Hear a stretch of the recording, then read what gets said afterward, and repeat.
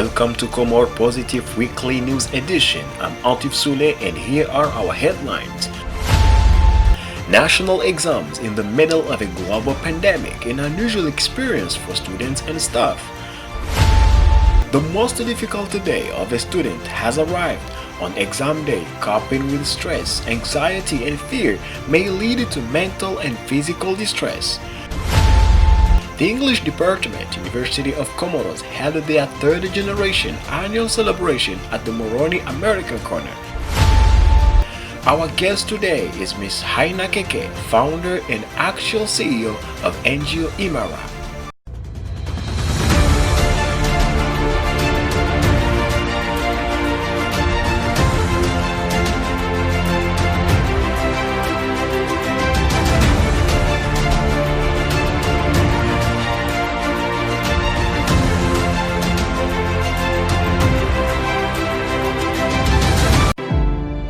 Alright, let's start with the exams and the coronavirus, a surprising change this year.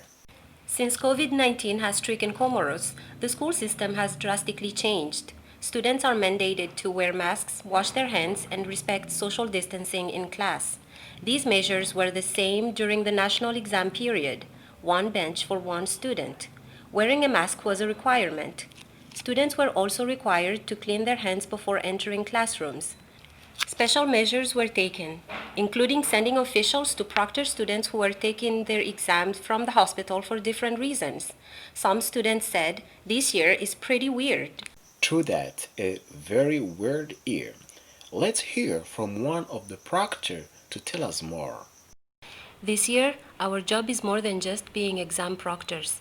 We have the obligation to protect our kids from getting infected or infecting one another. That's why we put a lot of emphasis in them respecting all protective measures. The number of students who can't cope with their stress is much higher this year. Let's get some of the details. It's common for some students to panic during exams. Couple of the reasons are because the exams are difficult or too long, or the results are too arbitrary. Sometimes it could be that a student has been caught cheating. Oftentimes, the exam content is totally different from what students expected. Therefore, students find it hard to handle the different emotions, which can turn into mental and physical breakdown. The worst case, a heart attack could occur. May God protect these kids in these shaking days. Now let's go to the University of Comoros and see some of the great students' achievements. The English Department is a 5-year-old faculty of the University of the Department of Art and Humanities. This year, they celebrated the graduation of its third class. Since its opening, the English Department has successfully trained more than 50 students. The keynote speech was delivered by first-generation alum Turki Muhammad Ali. His message was to encourage them to be entrepreneurs and also be community activists. A very inspirational young man. You can read the whole speech in his blog. Find the link in his Facebook account, Turki Muhammad Ali. Today we have the privilege to be with us here, Haina Keke, President and co-founder of NGO Imara. Thank you for coming, Haina. Thank you for having me. Alright, could you just tell us where the idea came from for you to create this NGO? So the idea came from the fact that I am from this country and I grew up here, and I knew that I wanted to do a lot of things growing up, but I didn't have the opportunity to try them or even the platform to try them. So me and my colleague, the co-founder, we decided that we wanted to do something that would bring youth together to explore, to discover new things, and to eventually, maybe they would take interest in one thing and develop it and create and do amazing projects so that they have the platform that we were denied growing up. Okay, but can you explain more about the goals? What do you think you want to really achieve? So what I want to achieve is really to build the generation of tomorrow, to equip them with the skills that they need in order to prosper, in order to thrive in the world we're going to tomorrow, because we're going into a world that will need people to be tech savvy, to know skills about technology, robotics, and all those things.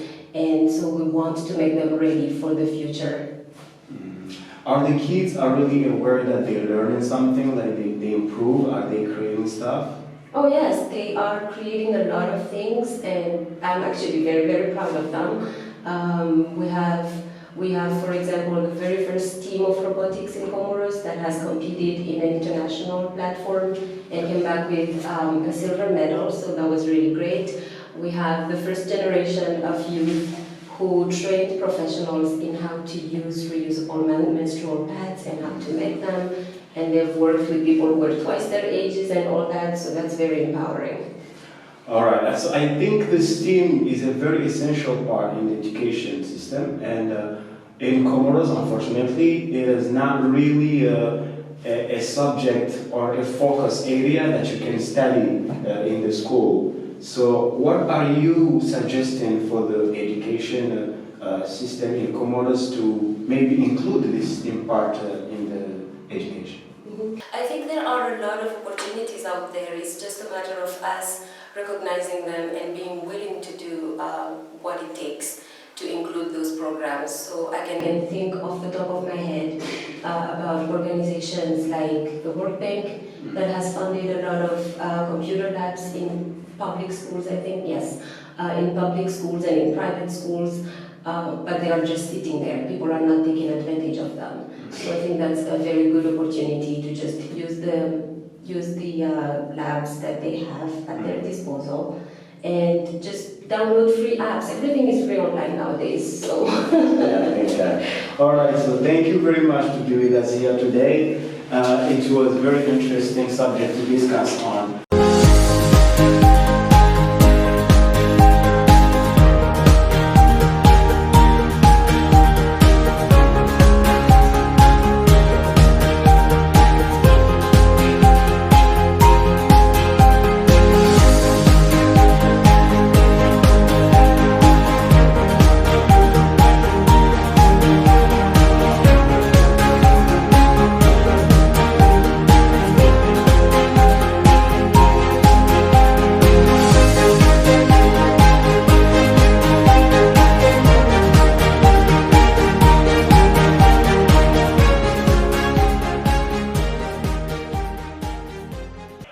Thank you for watching. For the next episode, please subscribe. See you on Monday. Bye-bye.